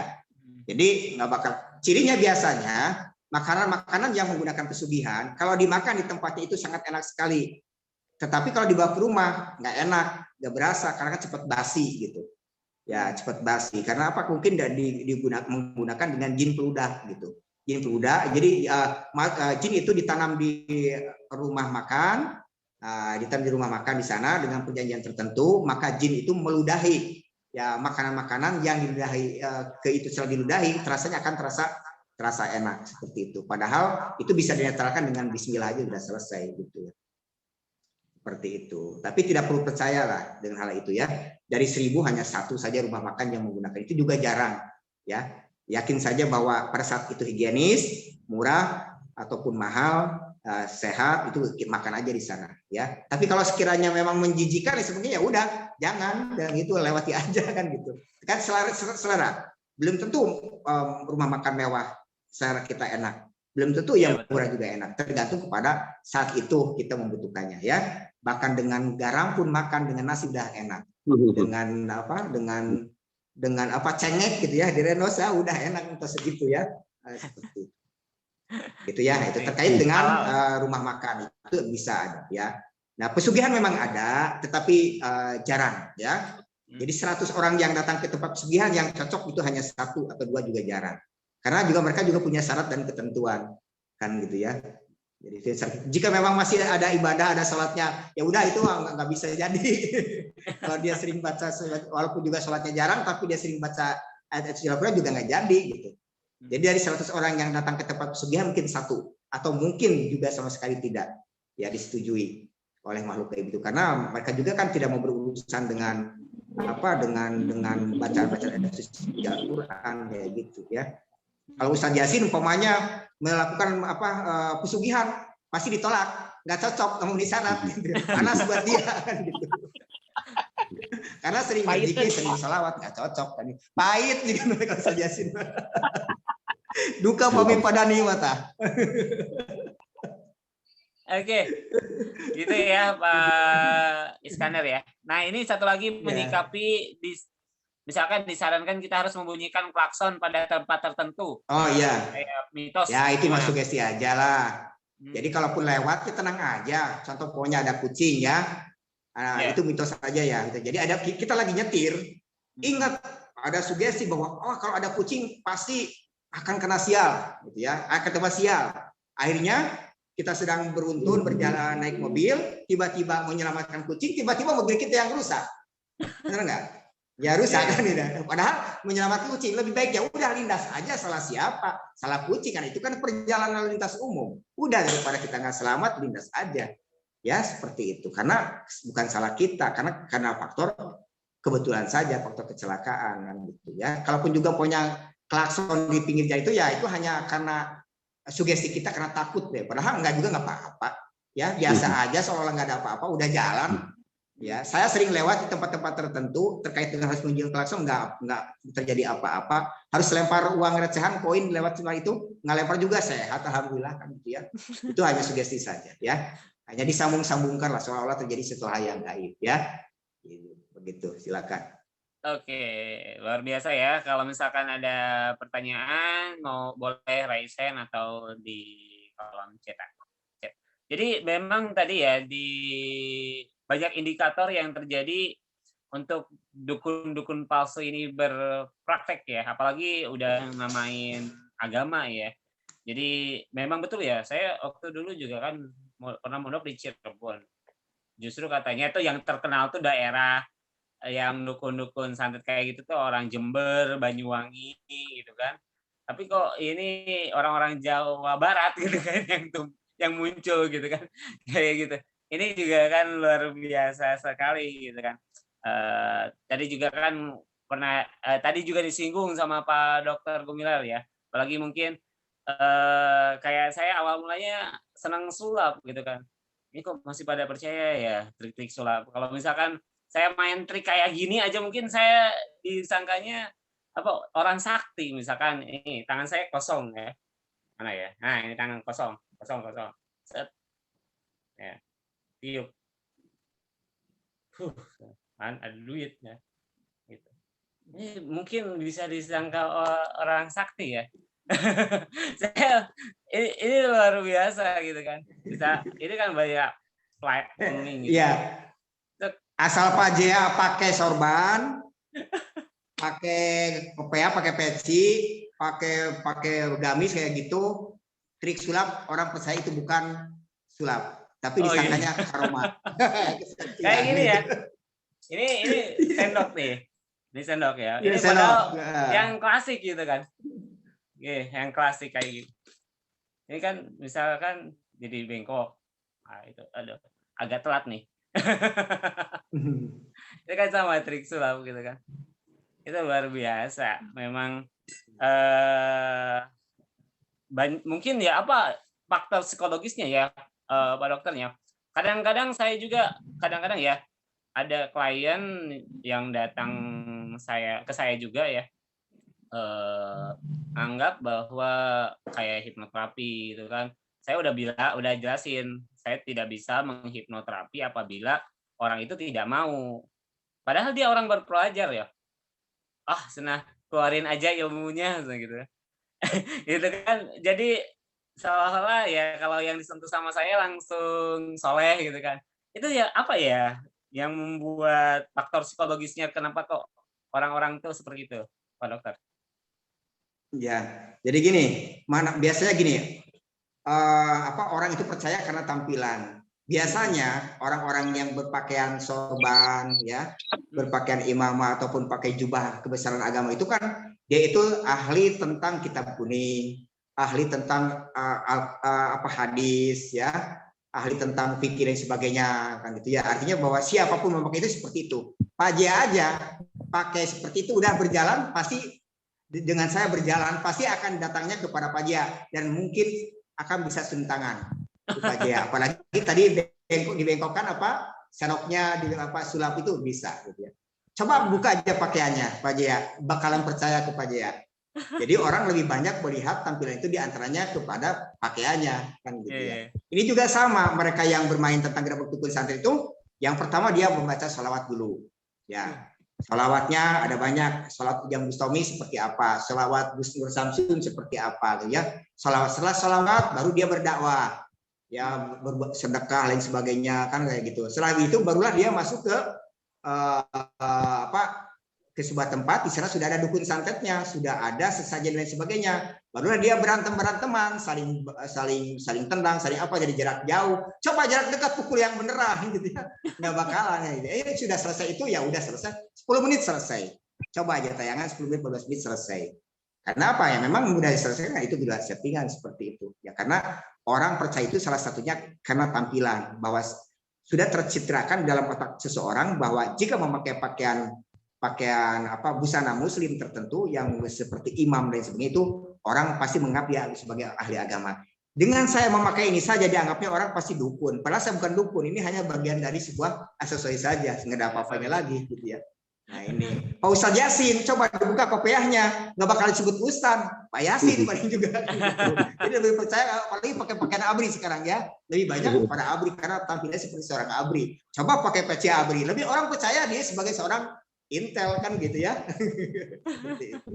Nah, jadi pakaian juga mempengaruhi. Jadi mereka menggunakan hal-hal yang menjadi kelemahan warga masyarakat, memakai pakaian seperti itu dan sebagainya. Akhirnya ya seolah sebagai memiliki kesaktian. Tonton saja sekarang, gunakan akal Anda ya terkait dengan ilmu hipnosis, psikoterapi, EFT lain sebagainya, pelajari tentang sinematografi semuanya. Tontonlah yang Gerebek Dukun Santet settingan, pasti Anda tertawa terbahak-bahak, lucu dia ngebohong kan kayak gitu. Iya betul. Ya, lucunya bukan kenapa dia, tapi miris juga kenapa banyak ribuan orang, jutaan orang yang terbohong, yang terbodohi gitu. Ya. Dan mereka itu ya tidak merasa benar-benar sebagai sebuah kebohongan, terus saja bohong lagi gitu. Karena memang konten. Padahal harus disclaimer nggak ada disclaimer sampai saat sekarang. Coba betul. YouTube saya lebih lambat perkembangannya dibanding dengan mereka yang melakukan Gerebek Dukun Santet, karena saya anti membuka Gerebek Dukun Santet settingan. Mereka banyak yang tidak suka dan tidak percaya bahwa itu sulap, padahal itu sulap, jelas kan itu ya, sulap. Tapi mereka tidak percaya, wah kamu itu iri, wah, pansos apa, walau jadi pasti bos bilang iri bos gitu ya, pansos bos gitu ya. Ya, kamu tahu agama kok nyinyir gitu, kayak gitu aja terus ya. Padahal kita dengan fakta ilmiah, data ilmiah, pembuktian ilmiah dengan contoh yang benar, tapi masih tetap disangka ya itu mereka benar kayak gitu ya. Jadi luar biasa. Karena sudah tertanam engkelnya dalam otaknya dan pikiran bawah sadarnya bahwa itu adalah sebagai sebuah kebenaran gitu. Padahal itu adalah settingan, bohongan, pembodohan publik, dan ini harus segera ditertibkan. Dan anehnya Bakor Pakem yang kejaksaan, Koramil, Kapolsek, Bakes Bangpol, Dinas Kesehatan itu berdiam diri. Karena apa? Belum ada banyak korban yang mengadu. Padahal kalau ada mengadu gampang sebenarnya sudah dihabisi semua. Gitu. Karena apa? Biasanya korban pembodohan dukun itu nggak mau mengadu. Karena apa? Ya disangkanya bodoh, ketipu kan gitu. Orang yang ditipu itu orang yang bodoh kan gitu ya. Makanya dukun itu disebutnya orang pintar. Yang datang itu berarti orang yang bodoh kan gitu kan. Jadi kalau umpamanya pada ini dukun gitu ya, dukun lepus, penyakit matu gitu ya. Nah, itu orang pintar. Yang datangnya saya ke sana berarti saya orang bodoh kan gitu. Makanya disebut orang pintar. Nah, Pak Dhani gampang aja lah. Pakai pakaian sorban ya, pakai ini apa? Terus buat ini konten Gerebek Dukun Santet. Nanti yang jadi dukunnya Pak Jia, malam ini pakai kumis, besoknya pakai gini, itu udah pasti banyak peminatnya gitu. Nah, gitu ya. Luar biasa, Pak. Nah, ini Pak Fauzi ya, bertanya lagi ya. Apakah benar kalau kita berjalan di suatu tempat sempit, bulu kuduk kita berdiri, apa benar ada makhluk di sekitar itu? Nah, yang keduanya bisa iya, bisa tidak. Bisa iya, bisa tidak. Bulu kuduk itu berdiri disebabkan bisa karena perbedaan suhu dari panas ke dingin atau dari dingin ke panas, atau penyesuaian tubuh yang tiba-tiba karena secara mendadak bulu kuduk berdiri. Biasanya bulu kuduk berdiri itu di tempat-tempat yang sejuk, yang udaranya tiba-tiba kita panas masuk ke tempat yang dingin, pasti ada hawa dingin dan akhirnya ini seperti berdiri ya, seperti berdiri seperti itu. Ya, itu karena perbedaan suhu. Ada juga memang karena interaksi gangguan gaib, tapi beda rasanya. Ya, kalau gangguan gaib itu beda. Ada semacam energi yang kesedotnya luar biasa, bisa agak lemes gitu ya. Beda. Jadi sedotan energi gaib itu berbeda. Nah, kenapa? Pada saat kita berhadapan dengan makhluk gaib, mereka itu memancarkan energi negatif, kita energi positif. Kita kalau betul-betul berpapasan gitu, berdampak penampakan, pasti sebagian energi kita bisa tersedot. Bahkan bisa pingsan atau kematian kalau energi makhluk gaibnya sangat tinggi, gitu ya. seperti itu. Jadi bisa iya, bisa tidak. Yang membedakannya tadi itu tergantung kepada sugesti kita. Ya ini mah hanya pergantian suhu aja, ya udah nggak apa-apa, selesai gitu.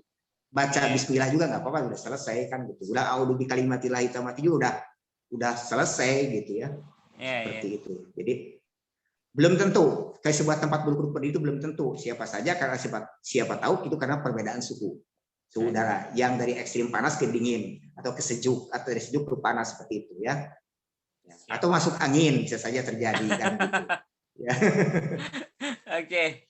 Nah, dikerok biasa, dikerok. Ini kita langsungin aja ya karena waktunya mau ini ya pukul 9. 3 pertanyaan langsung nih. Yang pertama masih Pak Fauzi ya. Bagaimana kita memberanikan diri untuk lewat di tempat yang sepi atau dianggap angker yang tadi ya. Kemudian dari Pak Dani, ini Pak Dani. Pertanyaan lanjutan yang tadi, benarkah bila di kepala ada sumur Bandung, maka ketika naik perahu, maka perahu akan terbalik ya. Satu lagi, apakah benar kalau di perahu yang sakit di perahu maka harus dibuang ke laut karena takut tenggelam? Ini gimana ya? Gimana? Nanti Pak Dani boleh langsung tanya resign aja langsung ya. Saya belum paham, mungkin Pak Rektor bisa paham. Oke, boleh baca jawab dulu pertanyaan dari Pak Fauzi ya. Bagaimana kita memberanikan diri untuk lewat ke tempat yang sepi atau dianggap angker? Makhluk yang paling sempurna adalah manusia. Jin, setan, siluman itu bukan makhluk yang sempurna. Artinya kita tidak perlu takut dengan makhluk gaib. Ya, karena kita yang paling sempurna. Mereka itu kalah. Cuma kita kalahnya karena kenapa kita seolah-olah kalah? Karena kita berusaha mendekati mereka untuk bersekutu. Jadi tidak perlu takut lewat tempat angker. Kita adalah penguasa, dan satu-satunya penguasa yang maha penguasa adalah ke Allah. Minta aja perlindungan ke Allah, bukan minta perlindungan kepada penguasa ini. Maka otomatis yang namanya angker nggak ada tempat yang angker. Ya. Kemanapun saya berani pergi gitu ya, pergi karena apa? Kita pasrahkan aja, yang segala sesuatu terjadi hanya karena Allah. Kita berusaha bagaimana kita menjaga agar kita curiga ada, gitu. Curiga takutnya ada binatang jahat, orang jahat, selalu waspada, ya, selalu waspada atas ancaman, hambatan, tantangan dan gangguan yang terjadi, ya. Nah di tempat yang angker tidak perlu kita takut dengan ya Mbah di sini mohon maaf ya, pada saat dia mohon maaf dan sebagainya itu ya seolah-olah dia super power kan, super power. Ya udah tidak perlu minta izin berapa, kita berdoa aja kepada Allah, sudah kita menjadi penguasa. Pokoknya kita masuk ke sebuah lembah, wahai penguasa lembah ini mohon izin sempat di sini jangan ganggu ya. Ya pasti diganggu karena merasa dia super power kan gitu. Kalau datang ke lembah itu ya kamu yang pokoknya saya penguasa tempat ini hari ini karena izin Allah, pasti izinnya juga pada lari semua kan gitu. Gitu Pak ya, untuk tempat angker. Jadi balik lagi kepada doa kita bahwa yakin bahwa penguasa yang penguasa dari Allah, penguasa lembah, penguasa bukit, penguasa Allah. Betul bahwa biasanya jin itu berada di sebuah lembah, di goa-goa, di pohon-pohon angker ya, atau tempat-tempat tertentu yang lembah, itu tempat hunian jin-jin kafir yang bisa bersembunyi di sana. Tapi kalau kita menganggap bahwa itu memang ada, ya jelas kita akan kalah. Dan itu angker, udah aja, walaupun lewat diam tidur kita, kalau kita yakin dengan doa kita dengan cukup bismillah juga sudah selesai gitu ya. Dengan a'udzubillahi minasyaitonirrajim sudah selesai ya Pak Jaya. Nah terkait dengan sumur Bandung ini hanya mitos aja lah ya. Mitos aja seperti kalau kecelakaan di mana juga orang bisa celaka, nggak perlu di perahu juga ya, di kasur juga banyak yang meninggal dunia ya, yang punya sumur Bandung juga di kasur juga banyak meninggal dunia kan, di dapur juga ada kan gitu ya, yang namanya mati itu kan sudah yang ngatur ya. Ya itu rahasia Allah yang namanya ruh itu kan begitu ya, nggak perlu takut ada sumur Bandung, nggak pergi naik haji di lautan Selon gitu ya, di segi Perbuga katanya di laut ke Mekah itu pasti akan kena masuk laut, ya udahlah itu mah mitos aja ya. Karena pakai pesawat terbang ada, kalau memang ada sekian ribu penerbangan Mekah Jakarta, ada yang sumur Bandung, mungkin ada ribuan pesawat terbang yang sudah hancur di laut kan gitu logikanya kan gitu. Jadi yang punya sumur Bandung tenang-tenang aja lah ya. masalah umur, masalah sehat sudah ada yang ngatur. Ya, tidak perlu percaya mitos seperti itu. Lanjut lagi terkait dengan apa? Pak Dhani, barangkali mau langsung bertanya aja sama Pak Dokter? Boleh, stop. Silakan. Kalau di satu perahu ada yang sakit, maka harus dibuang. Katanya kalau tidak dibuang si yang sakit itu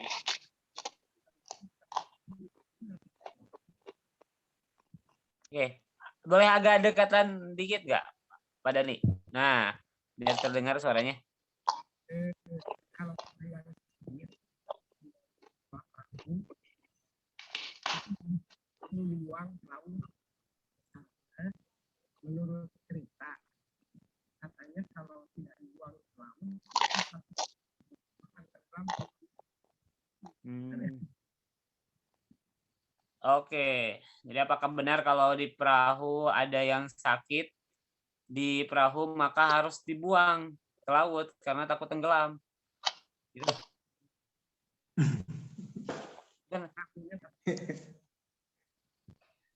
Ya, inilah banyak persepsi-persepsi memang yang memang keliru, yang salah ya. Kalau bertanya ke dukun pasti dijawabnya wah iya gitu. Nah, nanti gini, contoh begini, apakah yang punya seperti yang tadi itu perlu dibangun? Ya udah, nanti Mbah bisa ada penawarnya katanya. Jadi sini aja datang. Ya, setiap malam Selasa Legi atau malam Jumat Kliwon bersama Mbah di sini nanti ada amalan-amalannya. Nah, pasti begitu disugestinya. Jadi selamat, akhirnya diporotin duitnya kan gitu ya. Jadi pasti apapun yang terjadi pasti berurusan dengan sihir, santet, teluh dan tenung gitu. Penyakit panu pun kalau berhadapan dengan dukun santet palsu gitu ya pasti disangkanya kena santet gitu ya. Apalagi normalnya juga bisa juga mungkin ya gitu kayak gitu. Nah, jadilah saya pikir hal seperti itu memang sengaja dibesar-besarkan oleh orang-orang yang untuk menggeruk keuntungan ya. Dengan penipuan seperti itu dia akan mendapatkan keuntungan yang sebesar-besarnya. Berhati-hatilah. Ya, tidak perlu percaya tentang mitos-mitos tertentu ya. Ya, kita percaya tentang ada hal yang gaib, tetapi kan jarang terjadi tentang hal yang dimaksud. Begitu Pak Dhani ya. Saya yakin Pak Dhani juga bisa membedakan sekarang mana dukun asli mau dukun palsu. Mulai malam ini Bapak nanti nonton gerbek dukun settingan di sana dan pasti akan melihat ya hal yang lucunya apa? Lucunya mereka itu seperti ya main anak-anak aja kayak gitu ya. Main anak-anak kayak gitu ya. Nah gitu Pak Dhani ya. Jadi gini, tugas ke depan tolong nanti tonton gerbek dukun Kang Ujang Bustami saja. Pakai logika, gunakan akal sehat hipnoterapi, gitu saya yakin Bapak akan menemukan bahwa gerbek dukun itu adalah settingan. Ya, itu settingan. Ya. Anehnya gitu ya, rajanya gerbek dukun santet settingan di Indonesia adalah Kang Ujang Bustami. Karena yang pertama kali gerbek dukun santet settingan itu adalah Kang Ujang Bustami, maka diikutilah yang lain yang mengaku sahabat Kang Ujang Bustami, seperguruan dengan Kang Ujang Bustami gitu ya, mendompleng nama besarnya, otomatis kan subscribernya juga banyak kan gitu ya, dan gaya dia juga ditiru seperti itu. Maka modelnya sama, kayak template aja gitu. Nah, untuk kalau Pak Dhani mau mencoba, tonton Kang Ujang Bustami. Setelah itu ATM, amati, tiru dan modifikasi. Jadilah Kang Dhani ini menjadi seorang ahli gerebek dukun santet yang bisa bertarung hebat, yang memiliki kesaktian ya. Tapi saktinya hanya di depan kamera, di belakang kamera dipukul juga sakit, dibacok apalagi gitu ya. Nah, gitu. Jadi silakan, nanti akan tertawa sendiri ya. Saya sering melihat dalam adegan tayang gerebek dukun santet itu, ya itu kelihatan betul-betul di setting propertinya. Oke, luar biasa. Oke, gitu mungkin ya Pak Dokter ya. Boleh closing statement. Oke. Ya, karena waktu mungkin boleh closing statement Pak Dokter atau sepatah dua patah kata untuk apa? Pesan buat kami gitu kan. Gimana Pak Dokter? Ini aja ya. Kita gunakan akal sehat kita. Gunakan ilmu akademis kita, pengalaman kita, keterampilan kita pada saat kita menonton Gerebek Dukun Santet itu settingan atau tidak. Nah, dengan pengetahuan kita bisa membedakan mana asli, mana yang tidak. Jangan sampai ada tetangga kita, sahabat kita, saudara kita jadi korban pengobatan tradisional, Gerebek Dukun Santet settingan atau pengobatan yang menggunakan kasihan, ya. Ya, kalau di dokter mah sudah ada tarifnya udah jelas, pokoknya 20.000, 100.000, 200.000. Tapi kalau di dukun, ya dengan obat yang asam urat saja bisa mencapai puluhan juta. Harus beli apel jin, ya minyak jinnya, harus memberikan syarat, memberikan pusaka, 50 juta habis. Aduh. Juga terus ya. Oke. Terima kasih Pak Dokter. Datang lagi, harus datang lagi, besok lagi ya, dia ada mencari alternatif, pengobat alternatif menggunakan kesaktian yang ada di YouTube. Yang ditampilkan di YouTube itu belum tentu benar. Bahkan di belakang saya pun ada banyak mungkin kebohongan, ada banyak kedustaan dan sebagainya. Jangan terlalu percaya. Terhadap saya pun juga demikian. Karena media ini adalah bisa dijadikan entertainment. Gunakan akal sehat, gunakan pengetahuan akademis dan pengalaman dan sebagainya agar tidak tertipu dan tidak terbohongi. Hentikan pembodohan publik yang dilakukan Gerebek Dukun Santet, settingan dan pengobat tradisional yang menggunakan trik sulap, penipuan, bus palsu. Hati-hati karena bus itu ada yang palsu, ada yang asli. Habaib juga ada yang asli, ada yang palsu. Ya, jadi tinggal ditulis aja Habib Safari Effendi. Nah, buatlah channelnya, nanti penontonnya banyak. Atau Gus Dani, tidak banyak gitu ya penontonnya gitu ya. Padahal nama aslinya Emod gitu ya, dan nama aslinya. Kalau saya mau mendirikan gerobak dekan santri. Jangan. Gerobak Bakor pakem ya. Ya punya izin asli atau tidak. Nah, kejaksaan, di dinas kesehatan ya. Itu Pak Jaya ya. Oke. Terima kasih banyak ya Pak Dokter Gumilar. Iya. Insya Allah kapan-kapan kita bisa sharing kembalinya karena waktu juga ya. Alhamdulillah untuk malam hari ini kita punya banyak ilmu yang dari Pak Dokter Gumilar ya, bisa menjawab dengan akademisnya dan juga agamis ya, religi ya. Gitu. Jadi memang banyak yang poin saya dapat simpulkan di sini, ada banyak indikator ya yang menyebabkan seseorang menjadi dukun berkedok agama ya. Jadi pembodohan dukun yang berkedok agama. Meskipun sebenarnya tidak setiap, kalau yang ustadz atau kiai yang asli mungkin tidak menampakkan ya, malah lebih tawadu gitu kan, malah lebih tidak menumpahkan lah, beda lah. Kalau saya masih ingat kata guru saya waktu saya di Cirebon dulu waktu pesantren ya, apabila seseorang bisa menunjukkan keahliannya, ada dua kemungkinan. Yang pertama sulap, mungkin yang keduanya sihir gitu kan, seperti itu. Tapi betul juga apa yang dikatakan Pak Dokter Gumilar ya, dukun juga ada dua, dukun cabul atau enggak yang nipu gitu. gitu kan. Jadi memang banyak faktor gitu kan. Kemudian secara kita sebagai orang-orang yang cerdas ya, harus mengamati dan harus teliti juga. Jangan sampai kita masuk ke dalam jurang-jurang pembodohan seperti itu. Ya, mudah-mudahan Allah selalu melindungi kita semuanya. Mudah-mudahan malam hari ini banyak ilmu yang banyak hikmah yang kita dapat, dan mudah-mudahan banyak ilmu yang bisa di-share kepada teman-teman yang lain. Oke, terima kasih banyak kepada para peserta dan juga narasumber. Terima kasih banyak Pak Dokter Gumilar. Saya serahkan lagi kepada Alukis sebagai MC untuk penutup dan juga dokumentasi. Silakan. Aluki masih ada?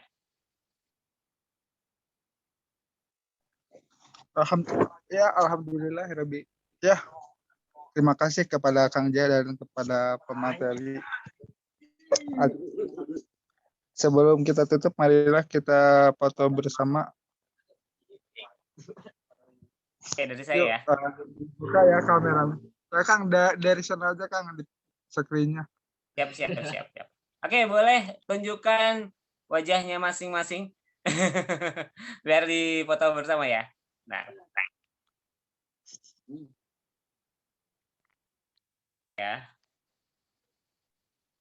Oke. Siap ya, boleh. 1, 2, 3. Oke.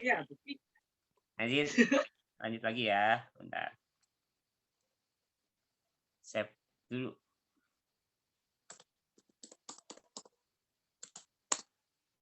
Bentar.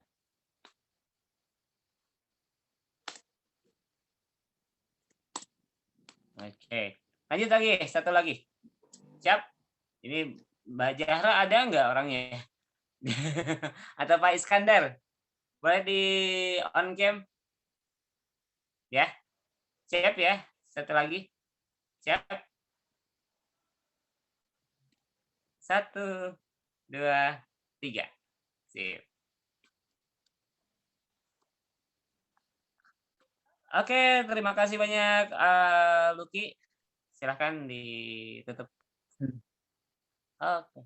Acara dari awal sampai akhir, alhamdulillah telah selesai. Marilah kita tutup dengan bacaan alhamdulillahirabbil alamin. Terima kasih. Mohon maaf bila ada salah-salah kata. Wa taufiq wal hidayah. Wassalamualaikum warahmatullahi taala wabarakatuh. Waalaikumsalam warahmatullahi wabarakatuh.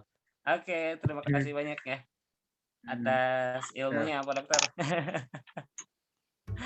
Dah.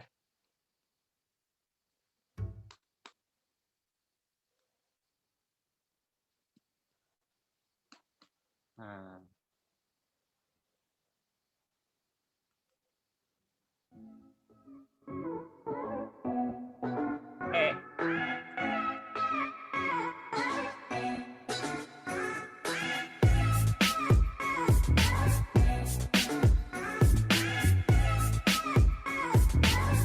Para peserta bisa hubungi